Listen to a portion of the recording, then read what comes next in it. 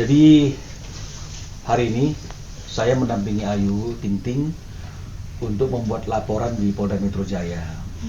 Laporan itu terkait dengan ada satu akun yang namanya Gundik Empang kalau nggak salah ya, Gundik Empang yang ternyata setelah dicermati konsisten dari sejak tahun 2017 isinya adalah bulian terhadap Ayu dan juga anaknya dan juga keluarganya. Dan selama ini Ayu mungkin tidak menanggapi bulian tersebut, dianggap dingin saja sama Ayu. Tapi lama-kelamaan karena terlalu sering, apalagi Bilqis juga sudah semakin besar ya, 7 tahun, dan itu sangat tidak baik menurut Ayu jika kemudian jejak digital yang ada itu yang melecehkan Bilqis dengan kata-kata yang tidak santun itu kemudian menjadi hal yang diketahui di kemudian hari. Itu akan bisa tidak baik secara psikologis bagi Bilqis ya sebagai seorang anak. Nah, apalagi fans-fansnya Ayu juga memberikan support agar Ayu juga jangan diam saja kalau misalnya ada hal-hal yang seperti hinaan atau bully yang ditujukan kepada Ayu dan Bilqis dan keluarganya. Nah, oleh karena itu setelah mempertimbangkan dengan cukup matang dan serius, Ayu menghubungi saya dan tadi kami bersama dengan Ayu datang ke Polda Metro Jaya untuk melaporkan perbuatan pencemaran nama baik, penghinaan yang dilakukan oleh akun Gundik Empang itu, dan juga tentu adalah pemilik akunnya, karena pemilik akunnya sendiri kan sudah memposting video permohonan maaf ya, mengakui itu adalah perbuatannya dia. Tapi karena ini konteksnya adalah hukum pidana, maka perbuatan pidana itu tidak bisa hapus karena ada perdamaian dan juga adanya permintaan maaf ya.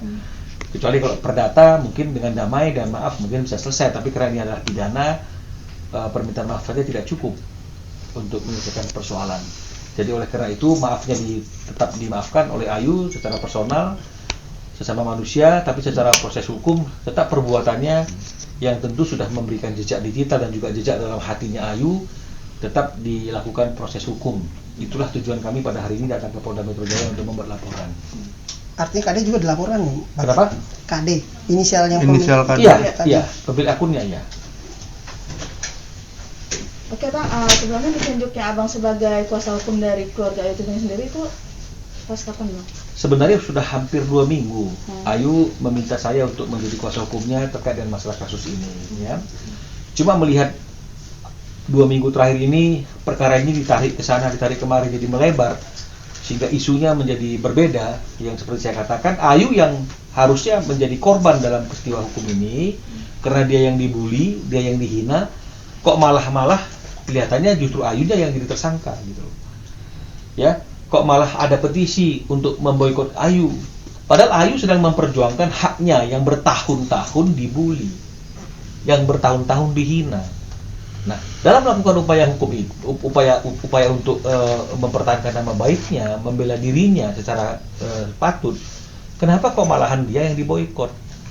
Nah, jadi inilah yang membuat akhirnya Ayu menghubungi saya 2 minggu yang lalu. Cuma saya bilang kita lihat momentum yang benar, jangan sampai pada saat lagi hangat-hangatnya berita ini, terutama berita kedatangan orang tua Ayu menyambangi rumah yang diduga sebagai pelaku pembulian tersebut dan ternyata tidak ketemu karena yang melakukan pembulian tersebut sedang bekerja di luar Indonesia, ketemulah sama keluarganya.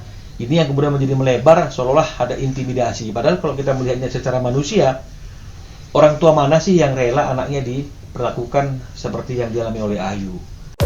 Terima kasih sudah menonton video ini. Jangan lupa subscribe dan aktifkan lonceng notifikasi supaya kamu nggak ketinggalan video terbaru dari Grid.